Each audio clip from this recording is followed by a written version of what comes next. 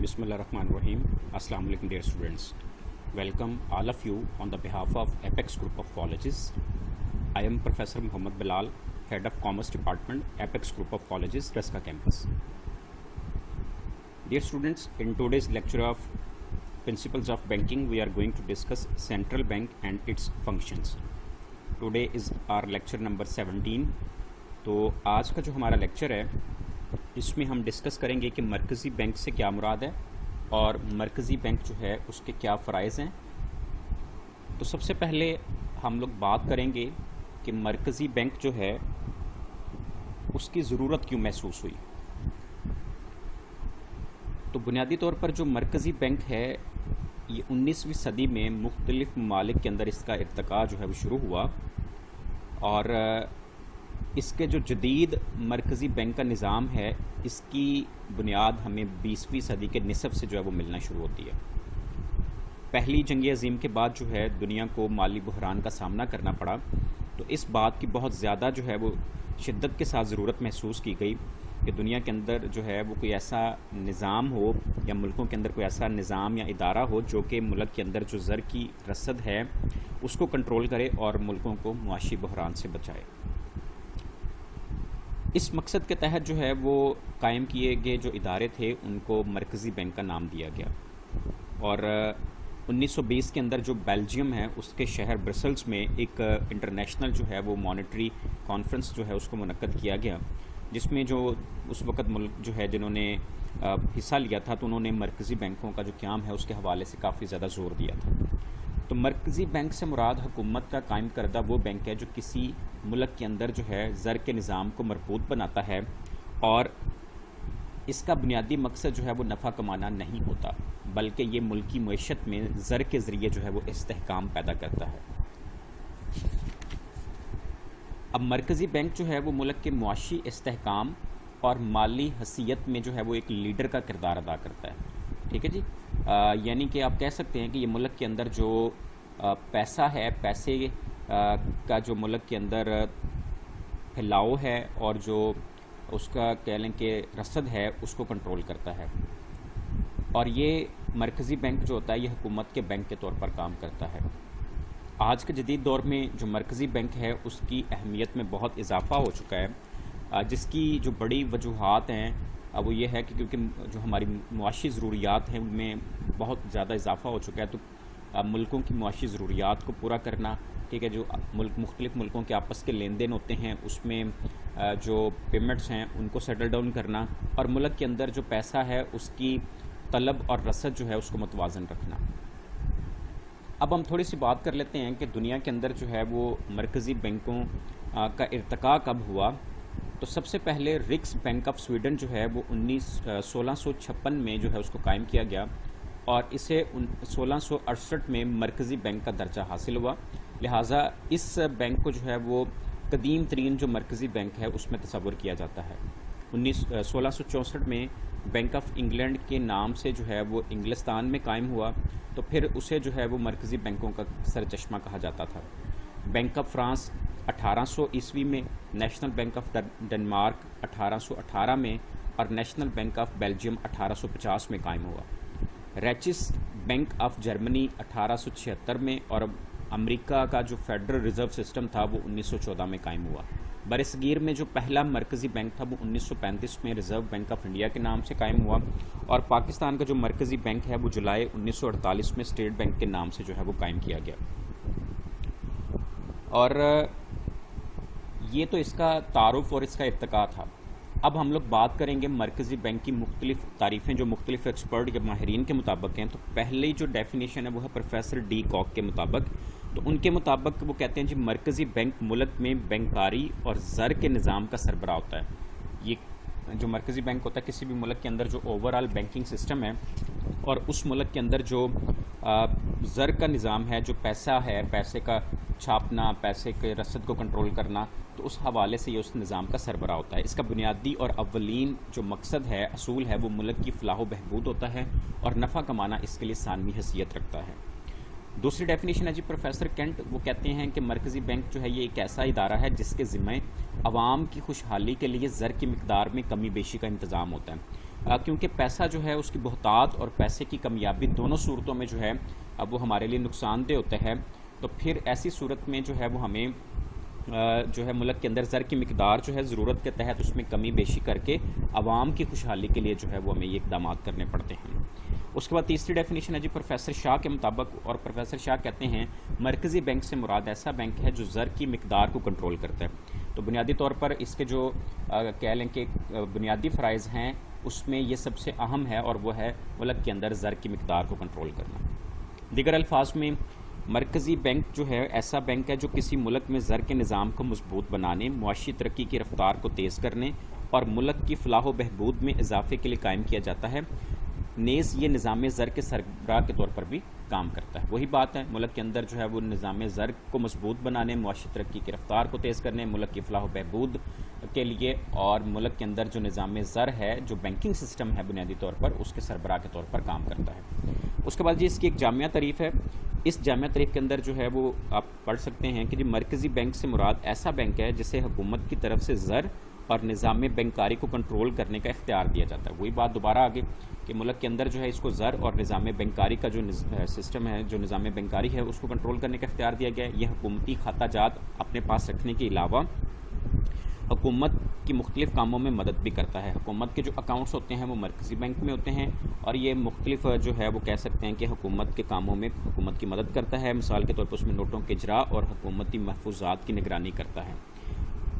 نیز ملکی کرنسی کی قدر کو استحکام دینے کے لیے مختلف اقدامات بھی کرتا ہے۔ تو اس طرح سے یہاں سے ہمیں جو بنیادی طور پر ان ڈیفینیشن سے بات سمجھ آئی وہ یہی ہے کہ مرکزی بینک ایک تو ملک کے اندر جو ہے وہ بینکاری کا جتنا نظام ہے، جتنے بینکس کام کر رہے ہیں ان کے سربراہ کی حیثیت سے کام کرتا ہے، نظام بینکاری کو کنٹرول کرتا ہے، اور ملک کے اندر جو پیسے کا سسٹم ہے، پیسے کی رسد ہے، ٹھیک ہے جی، اور پیسہ جو ہے اس کو اجراء جو ہے اس کا، تو اس کے حوالے سے جو مرکزی بینک ہے یہ کردار ادا کرتا ہے۔ اس کے بعد ہم لوگ دیکھیں گے کہ جو ہمارا مرکزی بینک ہے یہ کس طرح کے فرائض جو ہے وہ سر انجام دیتا ہے۔ تو بنیادی طور پر کسی بھی ملک کے اندر جو سب سے بڑا مرکزی بینک کا فرض ہے یا اس کی ڈیوٹی میں سے شامل ہے وہ ہے نوٹ جاری کرنا۔ تو ہم لوگ آج کے اپنے لیکچر نمبر 17 میں اس کے پہلے 3 فرائض جو ہیں انشاءاللہ ان کو ڈسکس کریں گے، جس میں نوٹ جاری کرنا، حکومت کا بینک اور بینکوں کا بینک، ٹھیک ہے جی۔ تو باقی جو اس کے فرائض ہوں گے وہ آپ لوگ لیکچر نمبر 18 میں ڈسکس کریں گے۔ اب نوٹ جاری کرنے کے حوالے سے جو ہم لوگ سب سے پہلے ڈسکشن کریں گے کہ شروع میں جب مرکزی بینک جو ہے وہ قائم نہیں ہوئے تھے تو تجارتی جو بینک تھے نوٹ جاری کرنے کی ان کو اجازت تھی۔ تو اس وجہ سے جب تجارتی بینک نوٹس جاری کرتے تھے تو کافی زیادہ مشکلات کا سامنا کرنا پڑتا تھا۔ سب سے پہلی یہ تھی کہ جس طرح سے ہر تجارتی بینک کا اپنا ایک چیک بک ہے اور اپنے چیک بک کا ایک ڈیزائن ہے، اس طرح سے ہر تجارتی بینک کیا کرتا تھا، اپنے جو نوٹس جاری کرتا تھا ان کے اندر یکسانیت نہیں ہوتی تھی، مختلف ہوتے تھے۔ اسی طرح سے نوٹوں کی جو مقدار ہوتی تھی ملک کے اندر اس کو کنٹرول نہیں کیا جا سکتا تھا، جس سے جو ہے وہ ملک کے اندر افراط زر جس کو ہم انفلیشن کہتے ہیں وہ پیدا ہو جاتا تھا، اور نوٹوں پر جو ہے وہ عوام کا اعتماد آہستہ آہستہ ختم ہوتا جا رہا تھا، کیونکہ ظاہر ہے ہر بینک جو ہے وہ اپنی مرضی سے اپنے حساب سے جو ہے وہ جاری کر دیتا تھا۔ اسی طرح سے نوٹوں کو جو ہے وہ عوام میں مقبولیت حاصل نہیں تھی کیونکہ بہت زیادہ ورائٹی تھی اس میں۔ اب ان خرابیوں کی بدولت جو ہے اور ان خرابیوں کے خاتمے کے لیے جو نوٹ جاری کرنے کا اختیار تھا وہ مرکزی بینک کو دیا گیا، ٹھیک ہے، اور اسے نوٹ جاری کرنے میں پھر جو ہے وہ اجارہ داری حاصل ہوگی۔ اجارہ داری سے مراد یہ تھی کہ یہ اکیلا جو تھا ملک کے اندر پوری اکانومی میں نوٹ جاری کرنے کا اختیار رکھتا تھا۔ اب ہر ملک کا جو مرکزی بینک ہوتا ہے وہ ملک میں کرنسی کی ضرورت کے مطابق نوٹ جاری کرتا ہے، ٹھیک ہے جی، اور اس کے نوٹ جاری کرنے کے مختلف طریقے ہیں جو کہ انشاءاللہ ہم لوگ آگے چل کے ڈسکس بھی کریں گے، جس میں معینہ حد کا نظام ہے، متناسب سرمایہ کا نظام ہے، اور کم سے کم جو محفوظ سرمایہ ہے اس کا نظام ہے۔ تو یہاں سے ہمیں سمجھ آ گئی کہ نوٹ جاری کرنے میں بنیادی طور پر جو ہمارے پہلے تجارتی بینک تھے جب وہ نوٹ جاری کرتے تھے تو ان میں کافی زیادہ جو ہے ان کو مسائل کا سامنا کرنا پڑتا تھا، لیکن اب جو ہے وہ مرکزی بینک کو اجارہ داری حاصل ہوئی تو پھر یکسانیت ہو گئی نوٹ جاری کرنے میں، اور اس طرح سے ڈیزائن میں یکسانیت ہوئی، مقدار کو کنٹرول کرنے میں آسانی ہوئی، عوام کا اعتماد بحال ہو گیا، ٹھیک ہے، اور عوام جو ہے وہ نوٹوں نے مقبولیت حاصل کی۔ دوسرا جو اس کا فرض ہے یا اس کی ڈیوٹی ہے وہ ہے حکومت کا بینک۔ تو مرکزی بینک جو ہوتا ہے وہ حکومت کے بینک کے طور پر جو ہے وہ کام کرتا ہے، جس میں سب سے پہلا کام یہ کرتا ہے کہ یہ قرض کی فراہمی جو ہے وہ کرتا ہے، ٹھیک ہے، بوقت ضرورت جو ہماری مرکزی بینک ہوتا ہے وہ حکومت کو مختلف نوعیت کے قرضے جاری کرتا ہے، ٹھیک ہے، یا ان قرضوں کا بندوبست کر کے دیتا ہے، اور حکومت کی طرف سے جو مختلف کفالتیں جاری ہوتی ہیں ان میں سرمایہ کاری کرتا ہے۔ اسی طرح سے جو مرکزی بینک ہوتا ہے وہ غیر ملکی قرضوں کے حوالے سے بھی جو ہے وہ حکومت کے بینک کا کام کرتا ہے کہ مرکزی بینک جو ہے وہ حکومت کے طلب کرنے پر دوسرے ممالک کی حکومتوں یا اداروں سے بھی قرضے حاصل کرنے کا جو ہے وہ اہتمام کرتا ہے۔ اس کے بعد ہے جی سرمایہ کی منتقلی، تو مرکزی بینک جو ہے وہ مرکزی اور صوبائی حکومتوں کے سرمایہ کو ہدایات کے مطابق ایک جگہ سے دوسری جگہ منتقل کرتا ہے۔ اسی طرح سے جو ہمارا مرکزی بینک ہوتا ہے وہ مفید مشورے دیتا ہے، تو مرکزی بینک حکومت کو جو ہمارا توازن ادائیگی ہوتا ہے اس کو بہتر بنانے میں، افراط زر کو کنٹرول کرنے میں، اور زر کی جو کہہ لیں قدر ہے اس کو کنٹرول کرنے کے حوالے سے حکومت کو مشورے دیتا ہے۔ اسی طرح سے جو سرکاری محکمہ جات ہوتے ہیں، مختلف حکومتی محکمہ جات ہیں، ان کے حسابات، ان کے اکاؤنٹس جو ہیں وہ بنیادی طور پر مرکزی بینک کے پاس ہوتے ہیں، تو مرکزی بینک جو ہے وہ حکومت کے مختلف محکموں کے حسابات جو ہے وہ اپنے پاس رکھتا ہے، ٹھیک ہے جی۔ اسی طرح سے حکومتی جو کفالتیں جاری ہوتی ہیں، مرکزی بینک جو ہے وہ مرکزی حکومت کے لیے، ٹھیک ہے جی، وہ کفالتیں بھی جاری کرتا ہے، بلکہ ان کے علاوہ حکومت کی طرف سے جو جاری کردہ کفالتیں ہوتی ہیں ان کی خرید و فروخت بھی کرتا ہے۔ آخری جو پوائنٹ تھا وہ تھا امانتیں، تو مرکزی بینک جو ہے وہ وفاقی اور صوبائی حکومتوں کی امانتیں جو ہے وہ وصول کرتا ہے۔ آپ اس طرح سے کہہ سکتے ہیں حکومت کے جتنے بھی کاروباری معاملات ہوتے ہیں یا بینکاری کے لین دین ہوتے ہیں، وہ حکومت اپنے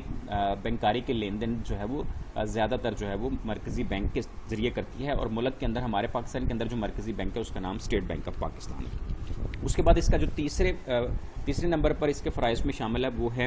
بینکوں کا بینک۔ تو حکومت کا بینک ہونے کے علاوہ مرکزی بینک جو ہے وہ ملک کے اندر کام کرنے والے بینک جو ہیں، ٹھیک ہے جی، ان کا بینک ہونے کے بھی جو ہے وہ خدمات سر انجام دیتا ہے۔ اس میں سب سے پہلا ہے کہ یہ بینکوں کے سرمایہ کا محافظ ہوتا ہے۔ مرکزی بینک جو ہے وہ ملک کے جتنے بھی فہرستی بینک ہوتے ہیں، ٹھیک ہے، جتنے بھی تجارتی بینک ہوتے ہیں فہرستی جو ہوں گے، وہ اپنے سرمایہ میں سے ایک خاص تناسب کے حساب سے محفوظ زر نقد جو ہے وہ مرکزی بینک میں جمع کرواتے ہیں، تو مرکزی بینک ان کے محفوظ زر نقد کا محافظ ہوتا ہے، ٹھیک ہے جی۔ تو مرکزی بینک جو ہے وہ اس تناسب میں کمی بیشی کر کے ملک کے اندر زر کی جو ہے وہ رسد کو کنٹرول کرتا ہے۔ اسی طرح سے مرکزی بینک جو ہے وہ تمام تجارتی بینکوں کو حساب گھر کی سہولت فراہم کرتا ہے، ٹھیک ہے جی۔ تمام فہرستی بینک آپس کی وصولیاں، ادائیگیاں مرکزی بینک کی وساطت سے کرتے ہیں، ٹھیک ہے۔ یہ مرکزی بینک کے نام جو ہے وہ چیک لکھ دیتے ہیں اور مرکزی بینک کے ایک اکاؤنٹ کے حساب سے رقم کاٹ کر دوسرے بینک کے حساب میں درج کر دیتا ہے۔ اسی طرح سے آخری پناہ گاہ، تو مرکزی بینک جو ہے یہ فہرستی بینکوں کے لیے آخری پناہ گاہ کے طور پر کام کرتا ہے۔ جب بھی فہرستی بینکوں کو قرض یا سرمایہ کی ضرورت ہوتی ہے تو وہ مرکزی بینک سے جو ہے وہ حاصل کر لیتے ہیں۔ اس کے بعد جی ہنڈیوں پر بٹا لگانا، تو تجارتی بینک جو ہے وہ جن ہنڈیوں پر بٹا لگا چکے ہوتے ہیں، ضرورت پڑنے پر مرکزی بینک سے دوبارہ ان ہنڈیوں پر بٹا لگوا کر اپنی ضرورت کو پوری کر سکتے ہیں۔